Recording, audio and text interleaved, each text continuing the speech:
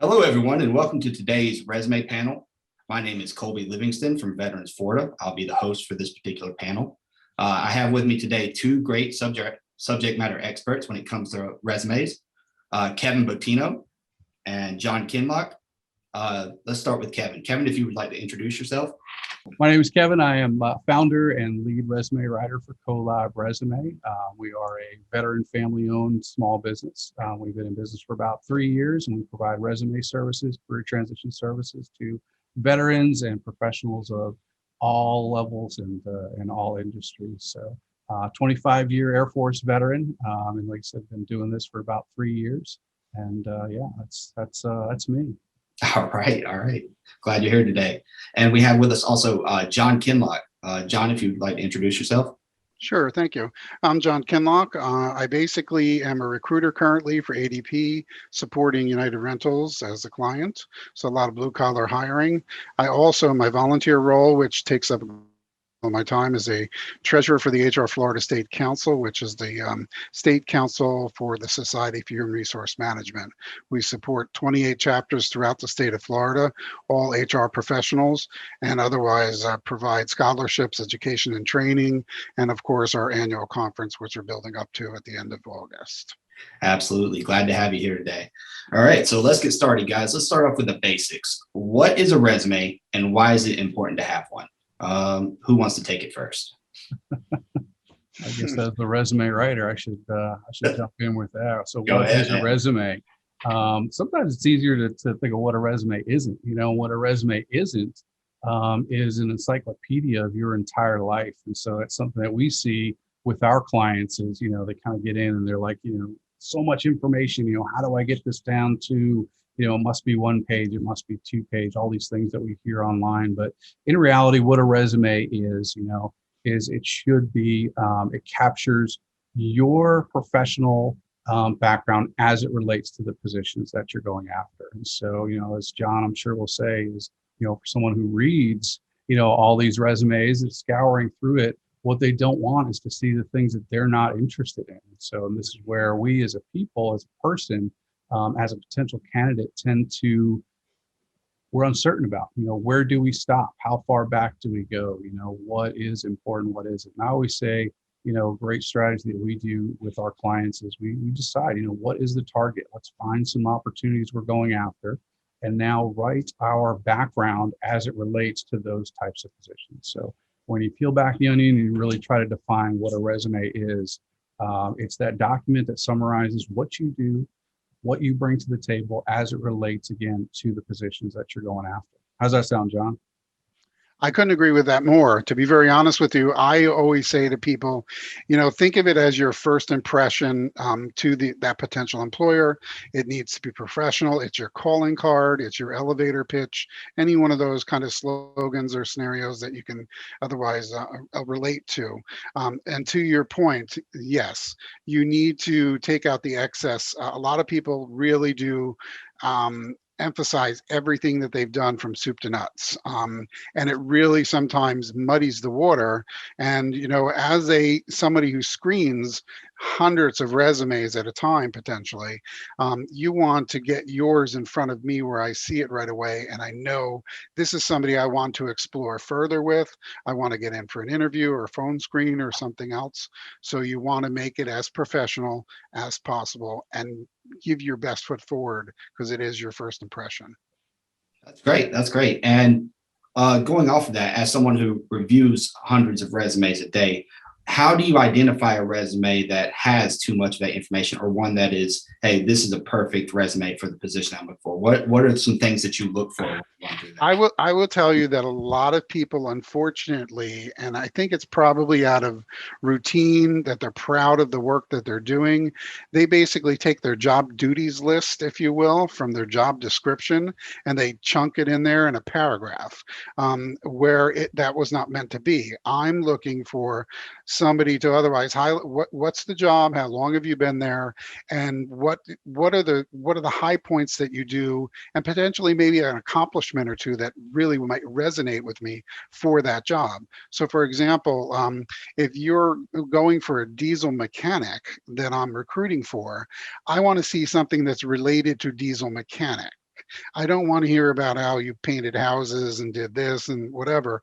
I want to see something that's very related to that job, and it should be upfront. Use a summary or professional review, literally put that in there up front, so it leads me to want to read more. Because if the first job that I see is not even something that's related, I may actually scan it very quickly, and totally overlook the fact that you might have been qualified because it just got muddied up and I didn't see it.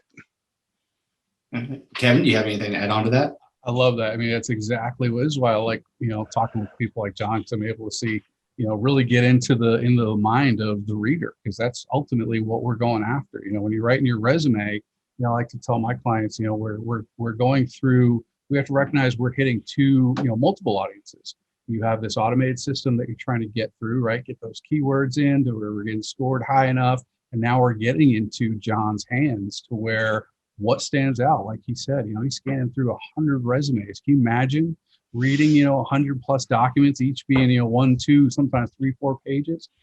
What happens when you're doing that? I'm sure the intention starts out as I'm going to read these, but what really, realistically, like he says, he's skimming, he's looking for certain things that are, kind of checking off in his mind to say, these are the ones I'm really going to read later, because these are the candidates that are starting to rise to the top. And so your format, and how you express yourself, how you present your background now all matters. How you put that content into a document to where it stands out to John and that staff, that matters. That's what's going to get you through the door. If your biggest things are buried, halfway through page 2, John might not get that far. So we need to make sure that things pop, you get that wow factor throughout, so that you get into John's interview chair. I like to tell my clients, it's not about telling the full story. Don't give John enough information that he's able to make a full decision, right? Give him just enough that he feels like he's watching like an advertisement for some new technology, and therefore he wants just enough that he has to now get his hands on it and investigate more. The only way to do that is to get you into that interview chair. So you want to give them just enough that they're entertained, they're lured in, they're attracted, and now the rest comes out in those interviews. That sound about right, John? Oh, absolutely. I look at it as a tease. Tell me just enough to interest me to say, hey, I need to talk to you. Maybe get you on the phone, maybe get in for a face-to-face, but just enough to really pique my interest. Because again, I get hundreds at a time, and I can only do so many interviews, and even phone screens for that matter. They take 10, 15 minutes. There's only so many hours in a day. Yeah. So, Kevin, you mentioned something interesting, and I want to tie it back to John in your position. You mentioned automated systems and keywords. John, when you're reviewing a resume and you see, because I've seen this in my position, honestly, towards the bottom of the resume, sometimes you see a skill section, but all it has is just a lot of keywords. And that might get through that automated system, but then it shows up to a person to review that. What is your thought process when you see that on the bottom of a resume? What do you take from that? To be very honest with you, I look at that, and it's not something that I make a decision about. A lot of times, to be very honest with you, because of the amount of applicants we get, we not only use those keyword searches sometimes, but there's also the self screeners or the questions that we ask at the end.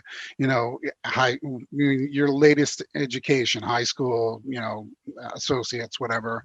How many years of experience do you have in blah? Ultimately, you need to be truthful, because clearly it will come out if you're not being truthful, and that would be worse than just being disqualified electronically. The electronic disqualification is not a bad thing.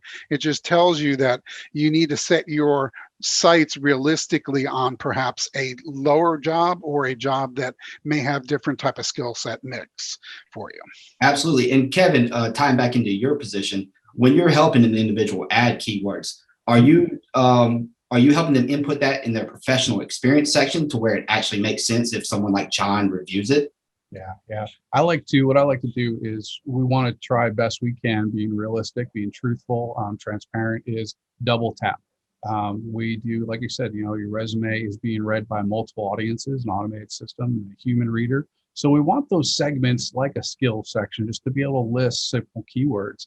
But what we're seeing, what we want to do also is, because we know, we need to also capture John's attention when he's reading, the job descriptions and the achievements. We want to be able to weave those skills into those areas. If you're going to say that, you have advanced use of Microsoft Excel, we'll put in the skill section, advanced Microsoft Excel. But then in our experience, we want to show maybe where we've used Excel and how we've done it. I created 5 spreadsheets that reduce the, efficiency and the process down, by 25%, blah, blah, blah. So now we're capturing John's attention. He sees that we're acknowledging we know how to use it, and this is how well that we do it, because we've delivered these results. When you can do that, you're going to capture John's attention and, other readers like John. Absolutely. And so you mentioned something very interesting. How do you help identify, when you're helping a veteran build their resume, how do you help identify that quantifiable data that will help stand out to John, where he can relate to the experience that person might have? How do you help Great question. fill out that section? Yep. This is where collaboration comes into play. And so it's something that our entire company revolves around. Our services are fully collaborative. When I work with a person, it's myself and them together throughout the process. It's not them just giving me documents or, a handful of notes and I try to make something out of it. It's myself and the client throughout the process, talking, exchanging ideas. So we're able to sit down and say, talk me through your entire background and taking those notes. And with that, I'm asking those questions to find out, and then what? And then what? What happens there? What's the result there? What's the ripple? And sometimes you need to just kind of go through, 2-3 waves of, before you find out what the real impact is that you had on something that you did. Sometimes there's numbers that are associated with it. Sometimes there isn't. And again, it's just about trying to capture what we can, where we can, and getting that into the resume. What I've found is when people write them on their own, they tend to be right at the treetop level. They write so much about their job description, they forget to get down to weeds, or they don't know how to, or, they have that sense of pride of, I don't want to brag. And it's like, well, the resume is the place to do it, right? If it's not there, resume and interview, if there's not, those aren't the 2 biggest places to brag about yourself. I don't know what it is, right, John? Absolutely. And one of the things that I would say is that when I help people do their resumes, because I review resumes for people, I basically tell them, you know what, instead of me reading your resume right now, why don't you write down for me, if you were going on vacation for 2 weeks, what it is that you would need to be done. Somebody would have to come behind you and do that. Yep. Write all of that down. Okay, fine. Now, that's what you do. That's not who you are. You want to now explore the part of what are you proud of? What accomplishments do you have with respect to that? And let's tease that out a little bit and come up with something that otherwise sets you and makes you distinct from other applicants. So ultimately, from a resume point of view, that's the easiest and most thoughtful way that I can think you can do it. And clearly, Kevin, you are doing that most professionally. Thanks, John. I like that. The 2-week vacation resume, we're going to call it, right? I think we need to, Yep. you and I need to partner on that. We'll trademark that. So said here, and we're recording it so nobody can steal that idea. That's right. Protect it. All right, guys. So let's jump back towards the topic of resume. Sometimes you'll see up there a summary, which you mentioned earlier, John, but sometimes you'll see an objective. Do you find an objective a useful portion of a resume? Does it seem as relevant these days with the application process, the resume, and then all the other portions of the hiring process, or is it something that might have been useful back in the day and maybe is not as relevant these days? How do you find that particular portion of a resume sometimes? Want me to go first? However you want to take it. I'll be perfectly honest with you. I tend to scan right past it. Gotcha. I believe that the objective is just something that's flowery. It's like almost like an introduction, a handshake. It doesn't really give me anything to work with. Okay, it's nice that you want to be this when you grow up, but what do you have to give me right now? This is what I'm interested in. What can you bring to the table right now?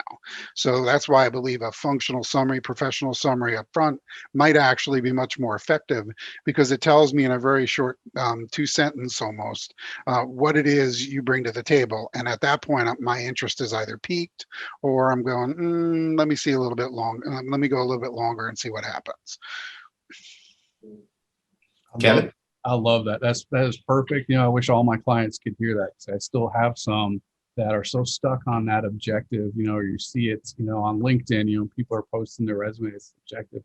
And a mentor of mine had told me, a long time ago, when we talked about objectives, it was, you know, we always tend to write it as, I want to do this, right? And I want to get a job that does this. And the response back was, who cares, right? Do you think the person interviewing really cares about what you are actually looking for? What they want is, what are you going to do for their company? What are you going to, John said, what are you going to deliver? And so we, as that, kind of looking through that, hearing that so often said, on our resumes, it's, well, we need a summary. We need something that just kind of lowers somebody in, short, sweet, 2-3 sentences tops, maybe a little bit more. But what it's saying is, here's what I deliver. Here's what I bring to the table. This is what makes me better than everybody else. And now the rest of the resume follows with, and here's what proves that statement. Yes. And if you come in with that type of format, that kind of layout, think about the reader. You're drawing them into the big stuff that way. And you're doing it in a very short time frame. You can do it within a 30-second read. Like I said, just a handful of sentences. Doesn't need to be, this big flowery paragraph or this big book. But again, if you look at your entire resume that way, who cares? And if that answer is no one, maybe it doesn't need to be on the resume. We want people to care about what they're reading. And I want John Ward into this. I want to add one other thing too, is that, not only the who cares part, but also there's a lot of people that find themselves in the same type of role that they don't particularly like. Well, if you don't like that component, then don't advertise that you do it or do it well, because that's exactly what the employer is going to see as what you bring to the table, and that's what they're going to expect from you. And I've seen people fall into that trap because I've done it well. I hate it though. Well, then why do you tell everybody that you can do it? That's a great point as far as limiting the information there regarding what you're applying for, right? So in that vein or in that route, with the contact information at the very tippy top of a resume, is there such a thing as putting too much information there? Do you need to know their exact address, where they're at, and things like that? Can that hurt a candidate if they're applying from, say, Alabama, and they're applying to a position here in Florida? Can putting their exact address hurt them in the application process? Not for me, it wouldn't. Okay. I will tell you that there are certain things that you should not be putting in your header, What like would those be? marital status or anything that really is not relevant to the job. I have 3 kids. We don't need to know that. Your name, your address, your contact information, and oh, by the way, that email, it better be a professional one. So Yeah. don't be using some crazy thing that you had from 10 years ago when you were still in college. Oh, cool guy 99. Go to Gmail or whatever and get a new one. All right, Kevin.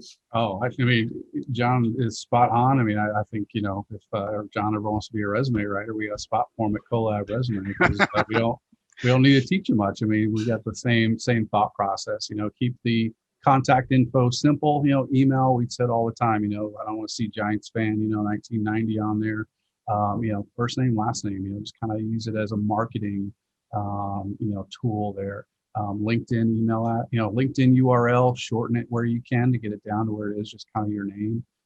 City, state, that's all we like to do. Like John said, it doesn't matter to him if you're local or not local, but I have talked with recruiters and HR managers where it is, they recognize, they're just not willing to entertain discussion on relocation allowances and things like that. And so therefore they are looking local, and they will push that resume aside. What I tell my clients is nothing we can do. There's certain things we can control, and there's certain things we can't.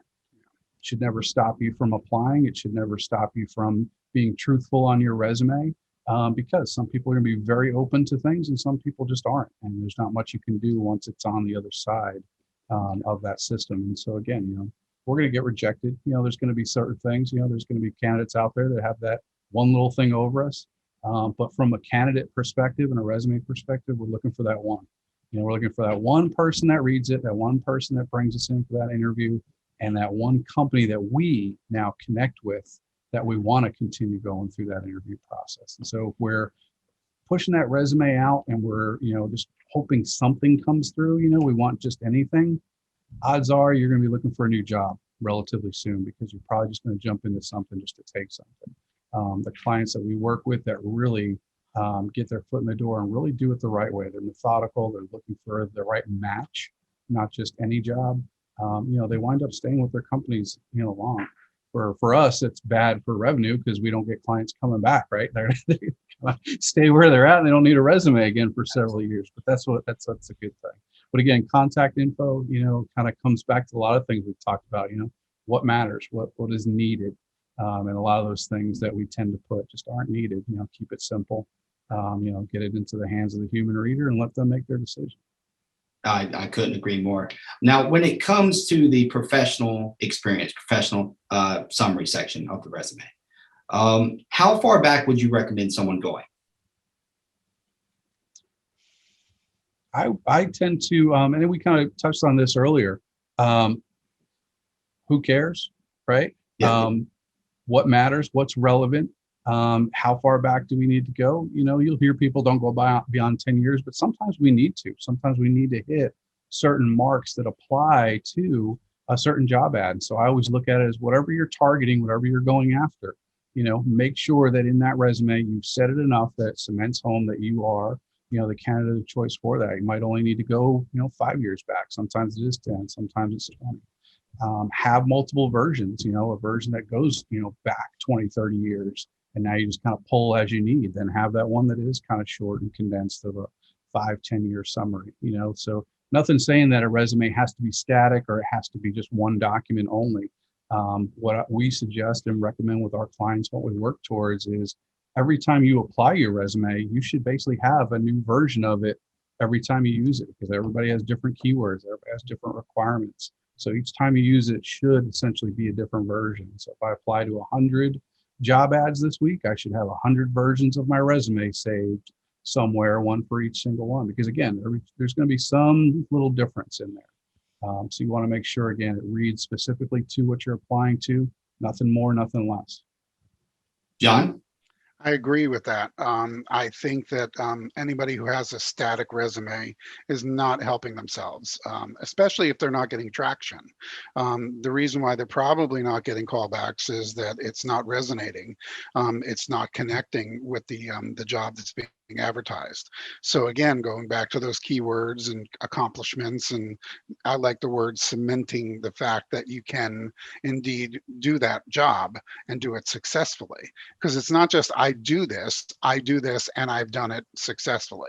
So it's a two stage process, and you have to maybe sometimes be a little redundant, because for someone like me on the other end, reading, I may have missed it the first time, but if I could get it the second time, like, oh wait a second, and I missed that, didn't I? And then you go back and read it again. But I will tell you right now, initially when I'm looking at resumes, I'm spending a minute maybe scanning, for their words and accomplishments and the qualifications, and I'm not reading. If I was reading every word verbatim, I would probably never get my jobs filled. Gotcha.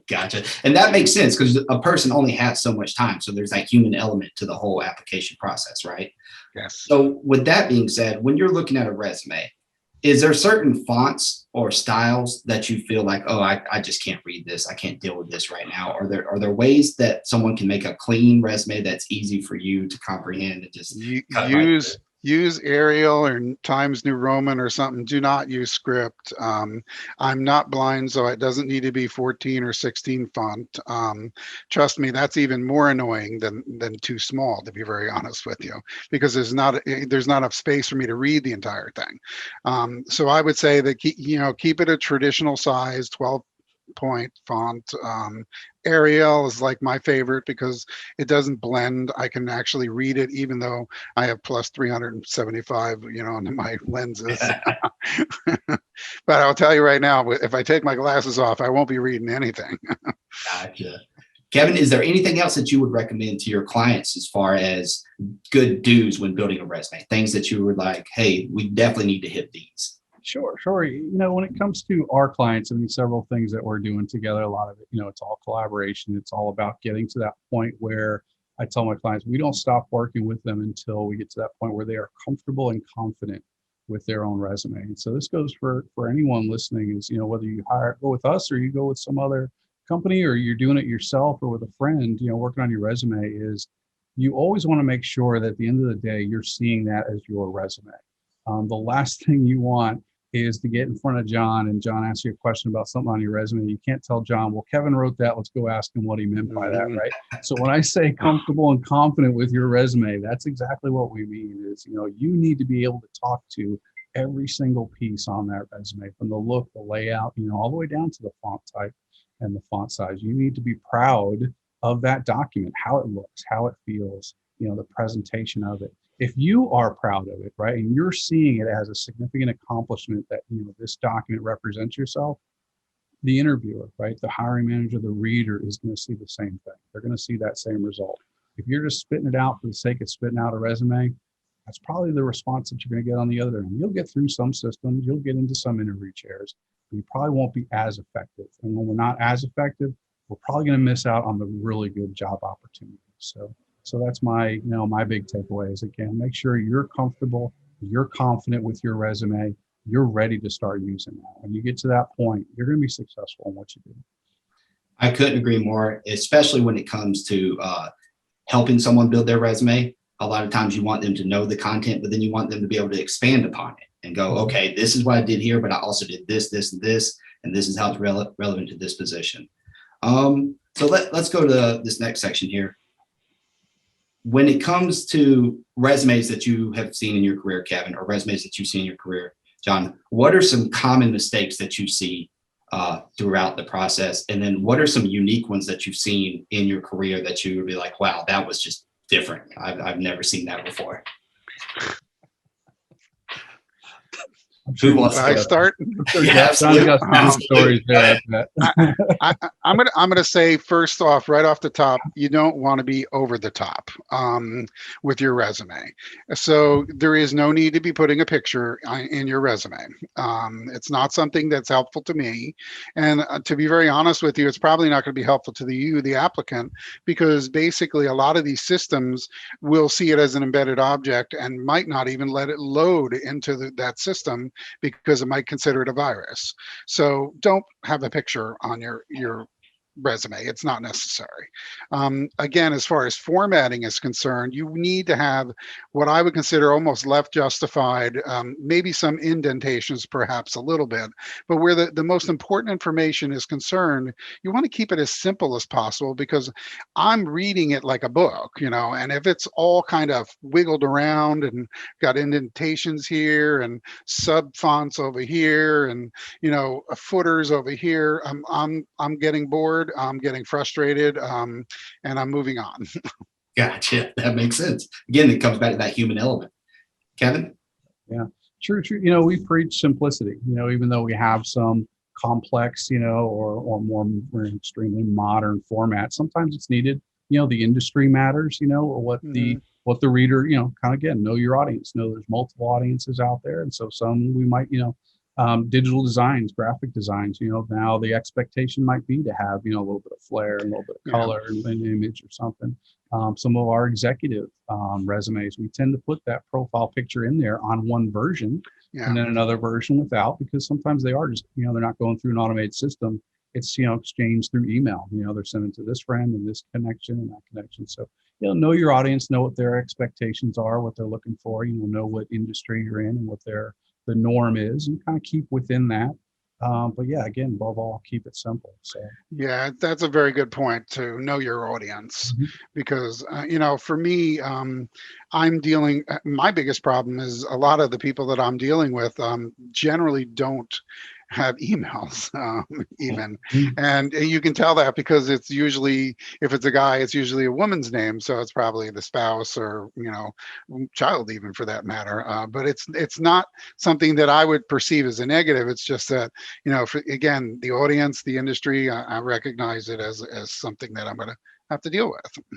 Absolutely. I've seen a couple during my time here with Veterans Florida where no email, no phone number. I'm like, well, this is a great resume, but how do I get in touch with you? Exactly.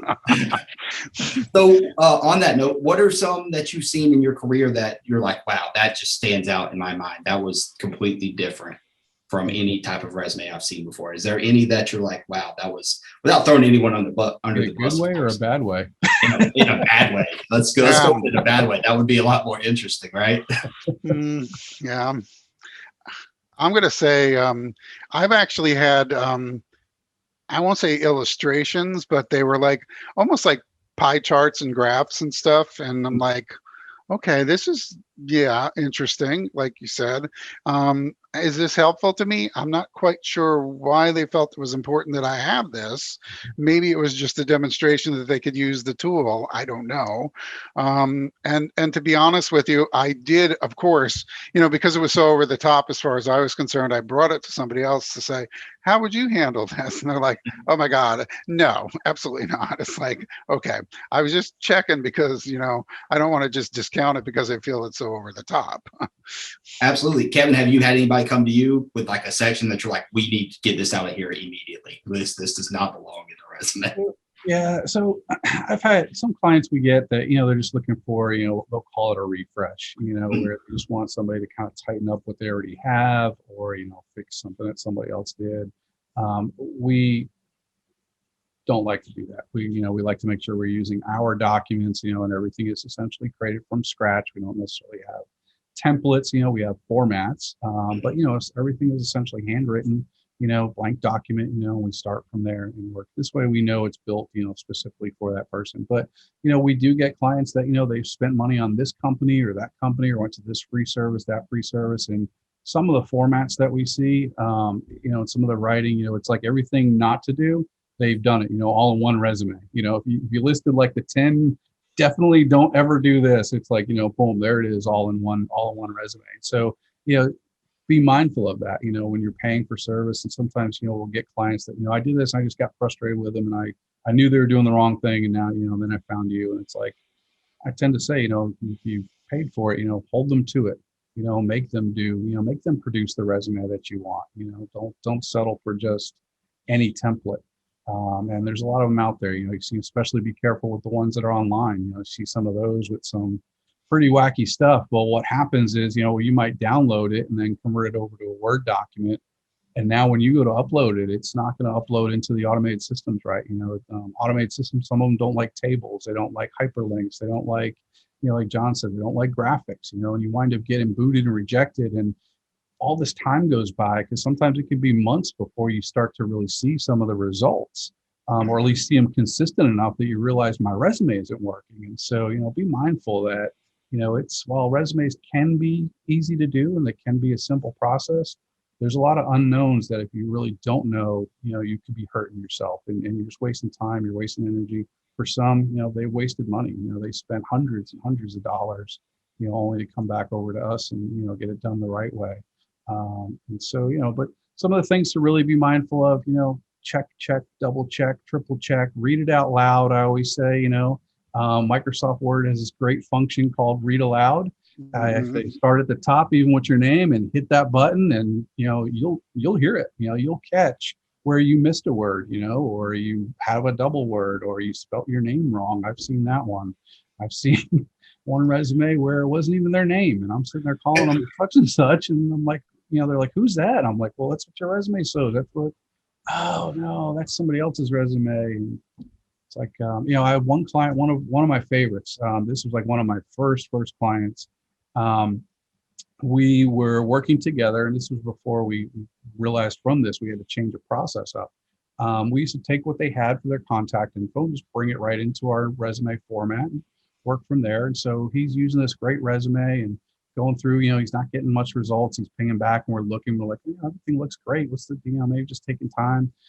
Finds out he applies to a company that a friend of his worked at, and some time goes by and he hadn't heard anything. And so his friend goes and looks, finds out, why he's not getting the call, and come to find out his email address was incorrect. And he's like, yeah, they've been trying to reach you, but your email address was incorrect. So he, was just furious with me. And so, I'm like, wow, that's huge on. I'm like, oh, this company isn't going to last very long. We can't even get someone's email address correct. Peel back the onion, go look back, and that was the issue. We copied it right out of his original resume, and so no wonder he wasn't getting any results before us. Nobody was able to contact him with the wrong email address. So from that, we now when I go through, our discovery discussion, the first thing I do is spell out the email address, we verify the phone number, all that stuff. It's, line by line, make sure we have that correct. But again, it's these little things that sometimes we don't realize, and so my advice to people is, especially when you're doing it yourself, check, double check, triple check, look for those spelling errors, even the things that, Word doesn't put that little red squiggly line, do we use the right word choice? All those things will stand out in the wrong way, to the reader. They're going to see, if someone's looking for someone with attention to detail, and they're seeing a bunch of errors on a resume, it doesn't really back up that statement. Right? Absolutely Right, not. John? Absolutely not. The proper use of the English language is very important. Exactly. I've seen many times the misuse of there and there, you and you are, and you're and you are, all of those type of things. I tell people to avoid contractions in resumes because it tends to create confusion. And sometimes you use it in the wrong, it's just not proper English. And I definitely agree when it comes to that attention to detail thing. When someone puts on there, hey, I have a great attention to detail, and then I see on there, oh, you misspelled your middle name here. It's weird, or like, oh, that's not attention to detail, is it? So let's wrap up this section with the references portion. Do you recommend someone put a references at the end of their resume, or should it wait until the company asks for references? How do you feel about that? We provide, if a client asks for it, we have a template built for that, and we say just keep it aside. It's an old practice. Mhm. You'll see it in most people when they, anything you look up of what to put on a resume, what not to put. It's an older practice, so we discourage putting at the bottom, references available upon request. Again, it kind of comes down to, I should hope so. Yeah. Something you're going to give me something. Absolutely. Legal. So, but we do say, have like a simple, simple professional looking letter. Here's, applying to this position. Here's some people that will speak on my behalf. Contact info, just email and phone number. That's all you need. Try to make them professional contacts, not family members, things like that. And just have it ready. This way, if it, they do ask for it, it's, not taking you a bunch of time to create it. You have it ready to go. And there it is. Should be not, nothing more difficult than that. I would say from my perspective and my experience is that basically references are not important until after a job offer has been conferred. And then it becomes, one of the things that I will say though is, I would say make sure you reference the references that you reference, know that you use them as such, because it could be a little embarrassing on the back end for, you're calling up your somebody that's a really good reference, but you never had the conversation with them. So they're caught blind. A lot of people don't like surprises like that. Absolutely. Yeah, I 100% agree. Those cold calls can be annoying, right? That's not something that you want. So let's wrap up this panel with a couple of questions from we have submitted from some veterans and active duty service members here. So I'll read off a couple and I'll just toss it to you two experts and we'll see what we can come up with them. I got the first one here. I am a 28-year-old Army veteran who recently graduated from college and am looking for career opportunities in my new degree field. My resume issue is that all my professional experience is from my time in the Army, which is not related to my degree at all. How do I build out this section of my resume while also keeping it related to the types of positions I'm applying to? Any advice would be very helpful. Thank you. What a great question. That's something that we see often, especially from veterans. We do something, I'm a great example of it. I was a meteorologist, weather guy, 25 years in the Air Force. I didn't want to be a weather guy when I got out of the Air Force. I got a face for radio and a voice for silent film. So I was not, I can be the person, the green screen and doing the local news. But what I like to do is, there's always a connection. There's always a connection. You just have to find it. You just have to look a little deeper, again, kind of get beyond the treetop level, right? Get down and deeper to where, whether you're an infantryman or a corpsman or, 4-star general, there's something you do day to day, the skills, right? The talents that it takes to do those things, that applies to many different industries, especially every veteran. I am convinced if they can't find it, that's where our services come into play. We're going to collaborate. We're going to talk. we're going to find those connections. There's also little tricks, or strategies. I like to say tricks, but there's strategies you can do with your resume presentation to connect those dots. And especially when you're a college student, essentially, a recent graduate, get that experience in there. What are some of the things you studied? What are some projects you did? What are some papers that you wrote that connect, again, those dots? Get those keywords in there, show where you've done them, where you've used them. Just because you did this doesn't mean that, doesn't translate to that. Show where it does connect. That's all, we're really looking for in terms of the reader. Where do your skills apply? Where do they connect? How well are you out there? And then we're going to bring those, those people in for that interview, have that conversation and see where it goes. Now the other things that you've done, whether they are related or not, the excellence that you bring, the performance level, those things now start to stand out in the interviews and things like that. The other piece is, don't assume that just because you haven't done one thing or two things in a job description doesn't mean you're not qualified, right? Look at the big picture of the whole. That's really what the reader is looking for. It might say, they want someone who is advanced at Microsoft Excel, but in reality, that advanced might mean you can open the document without someone telling you. You can grab this number from this, cell, and you can move it over here. You can retype it over here. And sometimes we kind of take that bar and set it up way too high and kind of feel we're not there. But again, that's one qualification out of many. 9 out of 10 can often get us the job, right? Or 8 out of 10. So yeah. What's your thoughts on that, John? I agree with just about everything that you've said. I think also too, and in summary, is kind of like there's transferable skills no matter what you've done. Okay. And that could be leadership skills, that could be organizational skills, that could be things that basically set you at make you distinct to that hiring manager. It's like, I'm somebody that is, personally, and I'm talking about myself, I served 4 years in the Navy. When I got out of high school, I didn't know what I wanted to be when I grew up. So I went in the military. I knew after 4 years, it was probably not something I wanted to do. But again, going into the workforce, it was like, well, what can I say without embellishing or lying? It's like, hey, I learned a lot. And to be honest with you, I'm dependable, I'm responsible, I can follow orders. All of those things are transferable in some way. You just have to put it and position it that it makes sense to the reader like myself who's screening for a job. And again, keep in mind that if you shoot too high, you're going to get rejected a lot. You want to find and target something that makes sense, because it's just like kids coming out of college. I got my degree, but I don't have no skills. I'm the vice president of the company now. No, it doesn't work that way. You got to get some experience, and where are you going to get that experience? So you got to set your sights appropriately. I would 100% agree with that there at the end, John, especially the adjusting expectations based off experience, right? If you're changing your career path entirely based off your education, your new education, you might have to adjust. Okay, I'm not going to be making $85,000 graduating from college. I need to adjust what I can come into. Now, sometimes that is not the case. Sometimes you have previous experience that would apply to senior leadership positions. You just needed that education. And there is one other thing I would say is, don't discount volunteer experience. Mm-hmm. It shows a willingness. If you're willing to do something for free, why wouldn't I consider you for a job?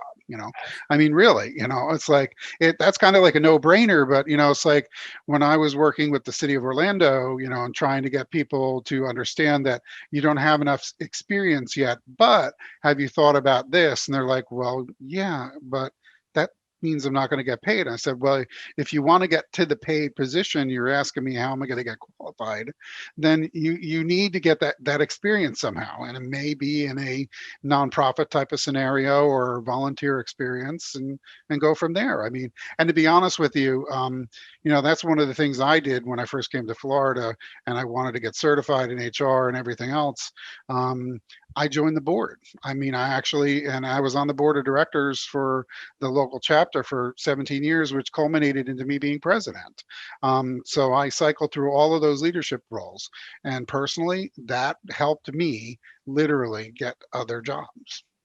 That's great advice. That is something a lot of people don't think of from time to time. So let's just jump to our next question here. I got different variations of this question, so I'll just read this one. I separated in 2010 and have not used my security clearance since then. Should I keep that? I had one on my resume. Absolutely. Yeah, Absolutely. if it's relevant to the job, yeah, absolutely. Because even if it's expired, it's something that I would imagine you, as long as you haven't done anything that would disqualify you, you should be able to get it pretty back pretty soon. Absolutely. Be transparent, with it. That's the only thing. Don't try to make it look like it's active when it's not. Mhm. Oftentimes what happens, even those positions, I always say, even you see those positions where it's, active clearance required. If that's the only thing that you're missing, submit anyway. The automated system will most likely pick up secret clearance or TS, whatever it was, get you through the system. Now that hiring manager, the person on the other end, they're looking at the big picture, saying, this is the only thing missing is I just got to pay the money to get this person's, security clearance activated. That might be, better than what, the other candidates are bringing to the table. You wind up getting into the seat. So we've seen that many, many times. Don't be discouraged by one piece. Security clearances, those are huge, especially when you're looking at, the Lockheeds and the Boeings and those big, corporations. So Yeah, I completely agree. I think it's something, it also shows that you held a position of trust, national security Mhm. trust. So that is absolutely. something where you're a qualifiable candidate for those type of positions going forward. And like you said, John, as long as something hasn't happened to take that away from you, that's all that is the company paying to get that security clearance back. So next question we have here. This is a common one that I get with individuals that retired. This was actually very recent here. When I retired from the Navy, I wanted to take some time off to relax, but before looking for my next career opportunity. Since then, COVID happened, and it has been over a year and a half. How do I account for this time on my resume? Personal sabbatical. Personal sabbatical.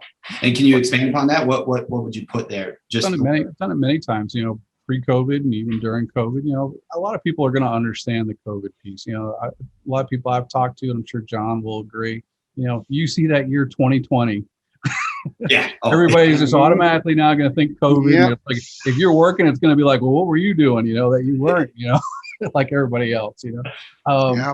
but it's one of those things happen, especially now. I think, something that I've seen, I was talking with somebody not terribly long ago, is that people are recognizing that since the last 10 years or so, a lot of companies even are preaching more take care of self, things like that. And so people have put themselves into these positions where they're financially able to say, you know what, I'm burnt out. I'm going to take a year off and spend time with my kids, or maybe, now my spouse is going to go to work for a bit, while I stay home and take care of the kids. And so just document that, be truthful, show it, the days of old, if you were talking to my dad, or even back before I joined service, you almost had to account for every single, year of existence. Because if you didn't, that was a gap, and a gap Yeah. was bad and you get rejected. But nowadays, so much has changed. I think our thought process on what work-life balance looks like has shifted to the point where it's in the candidate's favor. So just be honest with it. Again,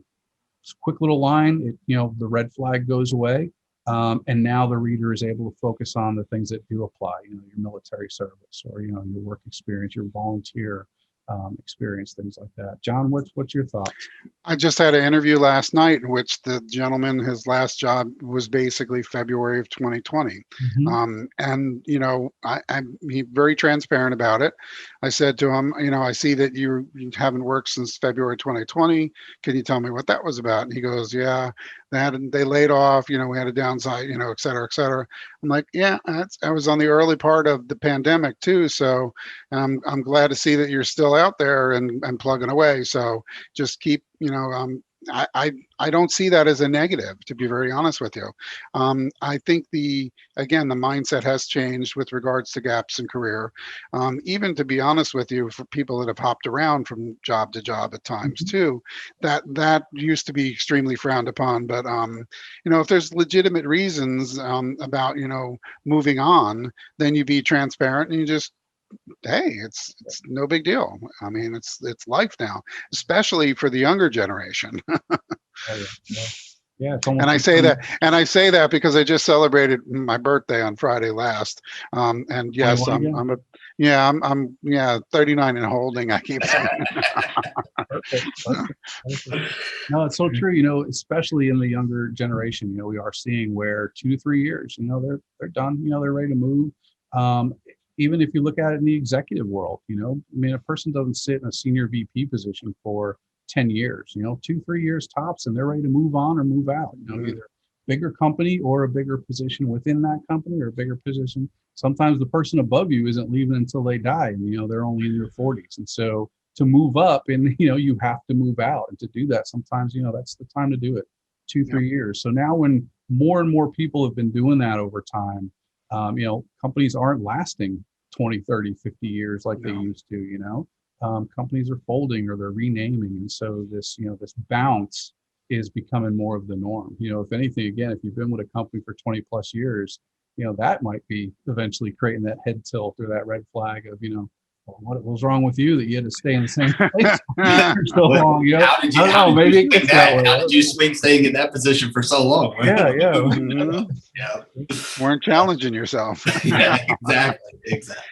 All right, guys, this is the last one I got here.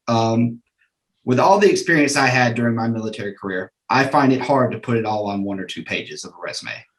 I know there are organizations that exist that can assist me in building my resume, but my question is, how do I avoid picking those that are looking to take advantage of me? So this individual is looking for some advice on how do they avoid those that are being predatory or looking to just take his money and run type situation. Do y'all have any advice or expertise in that section? collabresume.com/veteran takes care of everything there. No, I'm just kidding. We are not, I've had clients that I thought, not clients, but, potentials where I thought it was a great connection. Just, they made a connection with somebody else. Perfectly fine. That's one thing. Make sure you're making a connection with that person you're going to work with, because you want to work with them intimately. You're going to be telling them things about, not just your career, but your life and, family and things like that, because all that is interconnected in how that resume gets built and presented. And if your writer or the company you select is not getting to that level with you of being essentially intimate, in a professional, friendship type way, they're probably not for you. There are those, watch out for the resume mills, the ones that are, $100, $150, they're just going to give you a resume because they are just going to, what career field are you? Stamp your name on it, send it back to you. It's going to be filled with errors, all kinds of stuff. Watch the ones that are giving away free things. It's like anything. It's like any kind of purchase, buyer beware. Do your due diligence, do your exploration, schedule intro calls. I tell my clients all the time, when they say, I have 3 other calls you left, but you're my favorite. Make those calls, talk to them. You never know. There might be somebody better offering more, or you just make a better connection with them. So just, really do your due diligence, do your research. And then when you've done that, collabresume.com/veteran. Because we take care of our own very, very well. What's your thoughts, John? I agree with just about everything you've said. Again, my personal opinion is it's, again, buyer beware. If it sounds too good to be true, it usually is. A lot of these mills, I'm just going to say, be careful, Google Analytics and stuff like that. If you start doing resume searching or whatever, the next thing you know, in your social media and all these other things, you're going to start getting bombarded with I can do your come to me kind of thing. It's like, if it was unsolicited, I would probably be wary of it. To your point about due diligence, due diligence requires you to do something, not have somebody do something for you. Literally, they come here, I'll do this for you. It's like, well, yeah, but I didn't ask you to. It's like, surprise, I'm here. Yeah. It's not. That's generally not a good sign. Well, John, Kevin, that concludes everything I had today. I really appreciate y'all spending your valuable time on this panel today. Did y'all have any parting words, any last advice before you leave? John, jump in and leave it for John to wrap things up, since he speaks so much better than I do. But John, I enjoyed it. I love it. I mean, what a great interaction. Like I said, Job is ready for you if you ever want to come over with us. All right. Well, right now it's john.kenlock@hrflorida.org. I answer my emails usually within 24 hours because it is my volunteer job. But to kind of summarize and, close it out is, I would say to everybody that's listening to this, do not get frustrated. Do not get disappointed. You're going to get rejections. That's part of the process. It's also part of the learning process. So, if somebody contacts you and says, we interviewed you, but you didn't get the job, I would ask them. And sometimes they'll go for it, sometimes they won't. If there was one thing that I could do differently, or what would have set me apart, and see if they'll give you a little bit of feedback. Sometimes nowadays, with all the automated bot things, you get the Dear John notice that says thanks for your participation kind of thing. But if you get an interview, keep that person's name and contact information, and if you get the Dear John notice, call them and see if they'll talk to you. I know, I was as transparent as possible when we worked for the city, because it was the city. I'm now working with ADP, and I have the same thing. Is like, I'm forwarding somebody to the hiring manager after I screen them, and I basically say, if you don't hear something within 2 to 3 weeks, give me a call back. I'll look. I'll prod the manager and see what I can do for you. At least gets you some information as to maybe why you fell through. So don't get frustrated, don't get disappointed, and don't basically give up. Patience, persistence. Great advice. Kevin?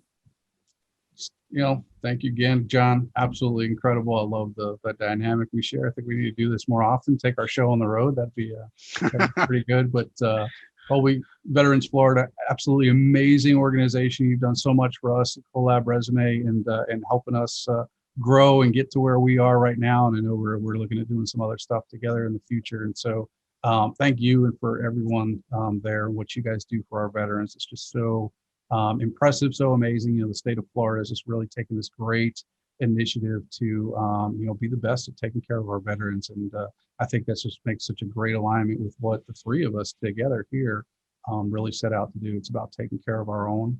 Yeah, I think we do that Absolutely. extremely well. So thank you for doing all this. It's no problem, guys. I just want to wish everybody good luck in their job search. Absolutely. Well, guys, thank y'all for your time today, and I will wrap it up right here.